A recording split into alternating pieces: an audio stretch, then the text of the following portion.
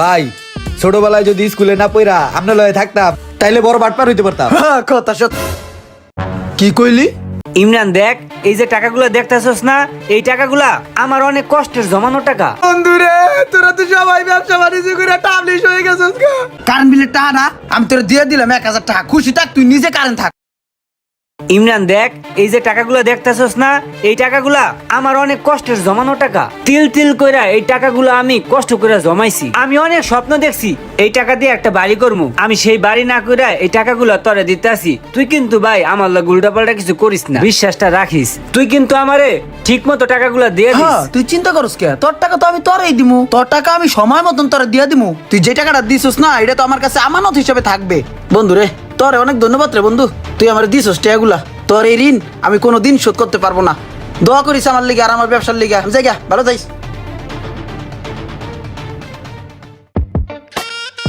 আরে পরশ হুন, জীবনে কিছু করতে হইলে কইয়ের তেলটা কই বাঁচতে হয়।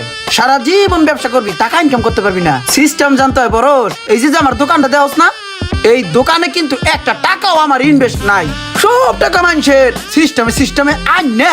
আমি আরো পাঁচটা দোকান বানাইছি। টাকা রে টাকা রে টাকা রে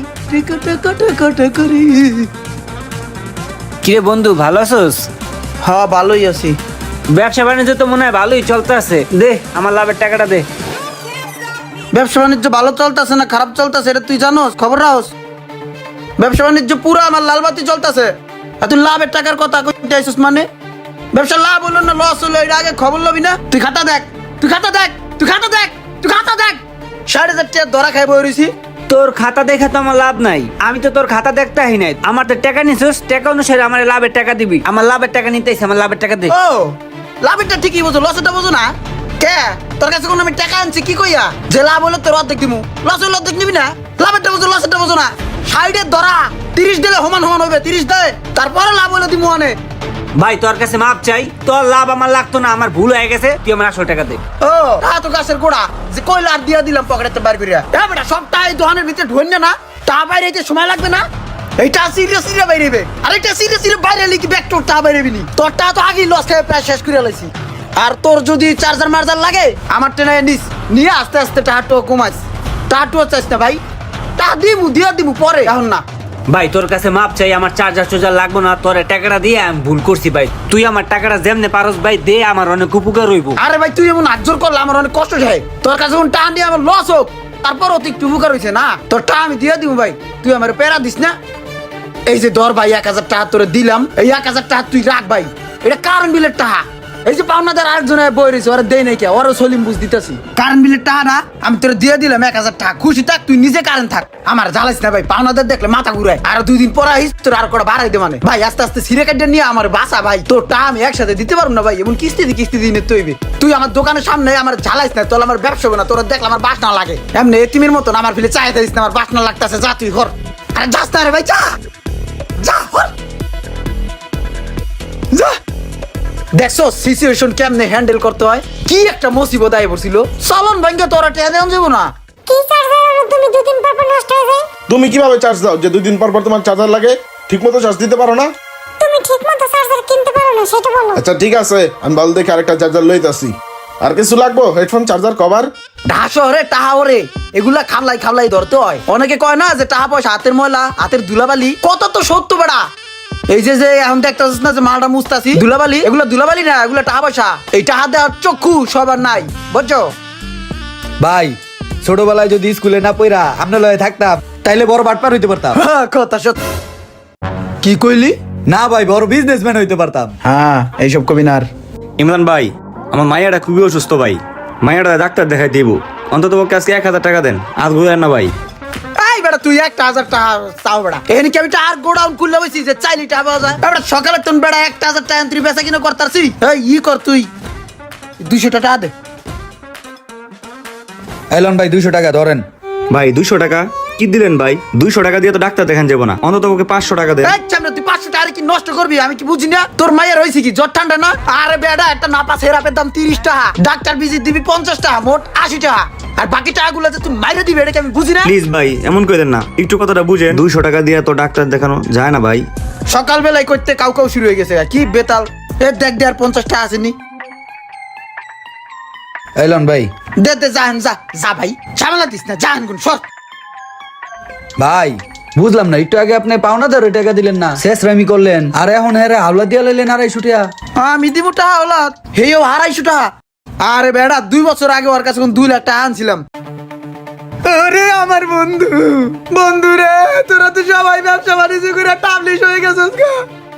আমি একমাত্র বাদাইমার হয়ে গেলাম, তখন একটা বন্ধু বাদাইমার থাকবে, এটা একটা উঁচু কারণ দেওয়া যায়। এ বন্ধু, তোরা কি পারস না আমার একটু টাকা পয়সা দিয়ে হেল্প করতে? আমি নতুন একটা ব্যবসা বাণিজ্য ধরি, একটু টাকা পয়সা দেয়, একটু বুদ্ধি পরামর্শ দেয়, নাইলে তোরা লাত্তি দে, তোরা লাত্তি দে, লাত্তি দেওয়ার পরও আমার কিছু একটা কইরা দে। আচ্ছা ওঠ, কান্নাকাটি করিস না, আমি টাকা দিতেছি।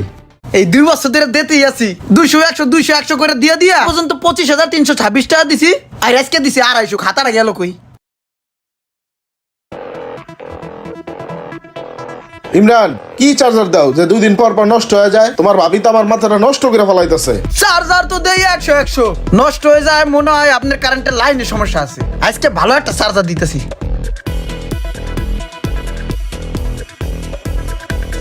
আরেকটা ভালো দেখে এয়ারপোর্টস দাও। এটা নিয়ে যান, এটা সেই মজা পাইবেন। আচ্ছা ঠিক আছে, তাইলে তুমি আমার নামে একটু উঠা রাখো খোঁচা দিয়া। সমস্যা নাই, খোঁচাটা আমি ভালো পারি, আগে তাও খোঁচাই রাখছি, হিসাব আছে, সমস্যা নাই। কতটা গেল কই, গুতাটা উড়াই রাখি। ইমরান, মাথা মাথা গরম, বুঝছো? বাসায় টাকা পয়সা নিয়ে অনেক প্রবলেম হইতাছে, টাকা পয়সা দরকার। তুমি এক কাজ করো, টাকা পয়সা হিসাব করে আমার টাকাটা দাও। হ ভাই, হেইডাই, হিসাব নিকেশ ক্লিয়ার থাকলে ভালো হয়। হিসাব নিকেশ তো প্রায় করাই, আমি প্রত্যেক দিনই হিসাব নিকেশে গুতা দেই। আমি মনে হয় 1000 টাকা পাম, ওইটা দিলে হিসাব নিকেশ ক্লিয়ার হয়ে যায়। টাকাটা দেন। টাকাটা দেন মানে? তুমি আমার কাছে কি টাকা পাও? আরে ভাই, আপনি যে চার্জার নেন, দোহান এইটা নেন, হেইডা নেন, এটি তো আপনি হিসাব নিকেশ করেন না। আমি তো হিসাবের খাতায় প্রতিদিন গুতা দাঁড়াই, ওই হিসাব কইরা দেখা গেছে আপনার 50,000 টাকা কাট দিয়া আরো 7,000 টাকা পাম আপনার কাছে। টাকাটা দেন। টাকা কেটে গেছে মানে? তোমার কাছে আমি কটা চার্জার নিছি? আমার 50,000 টাকা কেটে গেল। ও, চার্জার নেওয়ার সময় বুঝতে হয় না যে কি নিতেছেন? আপনার যে চার্জার গুলো দিছি, ওই চার্জারের সর্বনিম্ন রেট হইলো 2200 টাকা। হিসাব বিজ্ঞানে ভাই আমি খুবই পাকা ছিলাম, নগদানে হিসাব করে দেখলাম আমি খুবই লসে আছি। ভাই আমার 7,000 টাকা দিয়ে দেন, আমি ব্যবসায় খাড়াই, আমার লাভ হইবি।